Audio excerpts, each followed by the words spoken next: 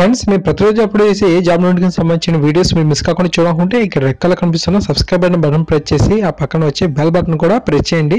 ఇలా చేయడం ద్వారా అప్లోడ్ చేసే ఏ వీడియో కూడా మిస్ కారు. ఈ వీడియోని అయితే తప్పకుండా లైక్ చేయండి. అలాగే మీ ప్రతి ఫ్రెండ్కి ఫేస్బుక్ ద్వారా వాట్సాప్ ద్వారా షేర్ చేయడం ద్వారా అందరికీ బాగా యూజ్ అవుతాయి. ఈ వీడియోలోని టాపిక్లోకి వెళ్ళే ముందు ఒక స్మాల్ రిక్వెస్ట్. ఈ వీడియో కింద డిస్క్రిప్షన్లో ఒక న్యూస్ యాప్ లింక్ ఇచ్చాను. యాప్ జస్ట్ 4 MB మాత్రమే ఉంటుంది. మీరు యాప్ ఇన్స్టాల్ చేసుకున్న వెంటనే మీకు 50 రూపీస్ అనేది రావడం జరుగుతుంది. ఈ మనీని మనం పేటిఎం ద్వారా కూడా విత్డ్రా చేసుకోవచ్చు. సో తప్పకుండా అందరూ ట్రై చేయండి.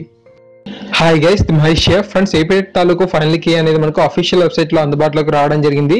మీరు ఈ యొక్క అప్డేట్ని మీరు చూడాలనుకుంటే అఫీషియల్ వెబ్సైట్లోకి వెళ్ళి చూడొచ్చు. ఆల్రెడీ మనకు ఈ యొక్క వీడియో గురించి ఎస్టర్డే చేయడం జరిగింది.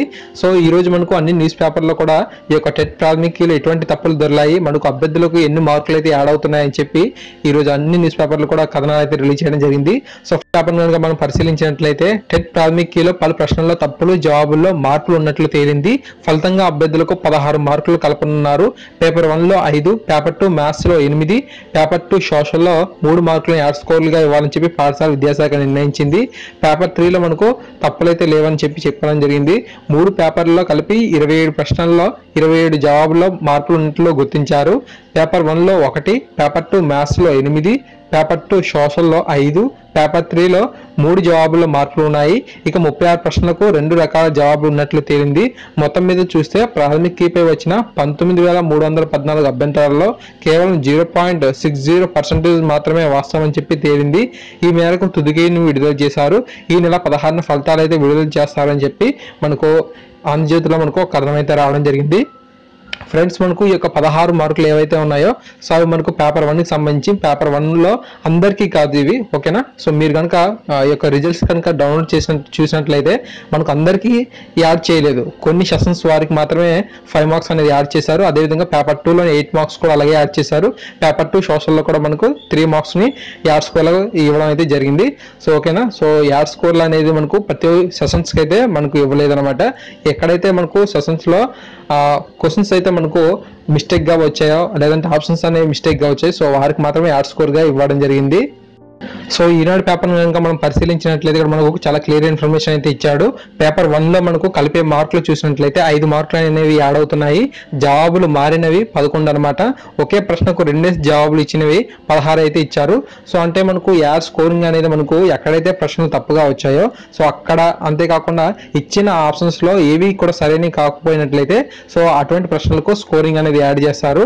అంతేకాకుండా జవాబులు మారినవి మనకు ప్రాథమిక కీలో మనకు మిస్టేక్స్ అయితే రావడం జరిగింది. మనం కంప్లైంట్ అయితే ఇచ్చాము. సో వారు పరిశీలించి మార్చిన వాటికి ఎన్ని ఉన్నాయంటే 11 ఉన్నాయన్నమాట పేపర్ 1లో. ఓకే, అంతేకాకుండా మనకు ఒకే ప్రశ్నకు 2 జవాబులు ఇచ్చారు. అంటే ఒక ప్రశ్నకు సరైన సమాధానం కనుక ఆప్షన్స్ 2 ఉంటే సో వాటికి ఇచ్చినవి ఏంటంటే మనకు 16 అయితే ఉన్నాయి. సో ఈ విధంగా మనకు పేపర్ 1లో 5 కలిపే మార్కులు అయితే ఉన్నాయి. జవాబులు మారినవి 11 ఉన్నాయి. ఒకే ప్రశ్నకు 2 జవాబులు అనేవి 16 అయితే ఉండడం జరిగింది. పేపర్ 2లో గణితంలో మనకు యాడ్ స్కోర్ అనేది 8 ప్రశ్నలు అయితే ఉన్నాయి. జవాబులు మారినవి చూసినట్లయితే 8 ఉన్నాయి. ఒకే ప్రశ్నకు 2 జవాబులు కూడా 8 ఉన్నాయి అన్నమాట. సాంఘిక శాస్త్రం కనుక పరిశీలించినట్లయితే యాడ్ స్కోరింగ్ అనేది మనకు 3 మార్కులు అయితే కలుస్తున్నాయి. జవాబులు మారినవి 5 ఉన్నాయి. ఒకే ప్రశ్నకు 2 జవాబులు మనకు 7 అయితే ఉన్నాయి. పేపర్ 3ని పరిశీలించినట్లయితే మనకు ఎక్కడ కూడా యాడ్ స్కోరింగ్ అయితే ఇవ్వలేదు. జవాబులు అయితే మారినవి చూసినట్లయితే 3 ఉన్నాయి. ఒకే ప్రశ్నకు 2 జవాబులు చూసినట్లయితే 5 ఉన్నాయి.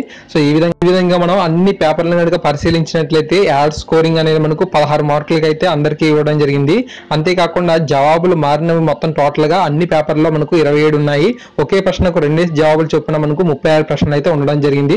సైకాలజీలో ఒకే ప్రశ్నకు 2 సరైన జవాబులు ఉన్నవి 36 ఉన్నాయి. వీటిలో ఏ జవాబు రాసిన మార్కులు అయితే ఇవ్వడం అయితే జరుగుతుంది అని చెప్పి ఇవ్వడం జరిగింది. మీరు రాసిన పరీక్ష తాలూకు కీ అనేది ఒకసారి పరిశీలించండి. పరిశీలించిన తర్వాత మనకు అక్కడ ఆప్షన్స్ అనేవి 2 ఇవ్వడం లేదంటే యాడ్ స్కోరింగ్ అనేది ఇవ్వడం అయితే మీరు గమనించవచ్చు. సో దానికి సంబంధించి అప్డేట్ అనమాట. అయితే ఇవందరికీ కూడా వర్తించవు. అయితే ఎక్కడైతే మిస్టేక్ అనేది పడిందో, ఏ సెషన్స్ వారికి పడ్డాయో కేవలం వారికి మాత్రమే స్కోర్స్ అనేవి యాడ్ అవుతుంటాయి. సో ఆ యొక్క ఇన్ఫర్మేషన్ మీరు గమనించండి. ఫ్రెండ్స్, మనలో చాలా మంది టెక్నికల్ ఇష్యూస్ వల్ల క్వశ్చన్స్ అనేవి కనిపించకపోవడం వల్ల వాటికి అటెంప్ట్ అయితే చేయలేకపోయామని చెప్పి కంప్లైంట్ అయితే ఇచ్చారు కదా. సో వారికి సంబంధించిన ఒక అప్డేట్ ఏంటంటే, సో మీకు మార్క్స్ అనేది ఇవ్వాలా లేదనేది మనకు పై అధికారులతో చర్చించి ఒక నిర్ణయం అయితే తీసుకుంటామని చెప్పి చెప్పడం జరిగింది. సో వీలైనంత త్వరగా వీటికి సంబంధించిన అప్డేట్ కూడా ఇస్తామని చెప్పి చెప్పారు. సో ఇది ఫ్రెండ్స్ మనకు ఏపీడేట్ సంబంధించి ఫైనల్ కీపై మనకు వచ్చిన అప్డేట్స్ అనమాట. తప్పకుండా ఈ వీడియో లైక్ చేయండి, మీ ప్రతి ఫ్రెండ్కి షేర్ చేసుకోండి, మన ఛానల్ సబ్స్క్రైబ్ చేసుకుంటే ఎప్పటికప్పుడు ఇలాంటి ఇన్ఫర్మేషన్ పొందుతారు. Thank you.